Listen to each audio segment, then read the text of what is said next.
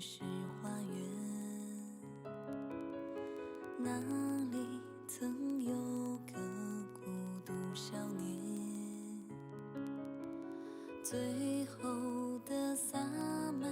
在梦中迎着路，少年落泪告别唯一的家园。他说潮来将湖水都吸干，他说贪婪吞噬了这一切，人们在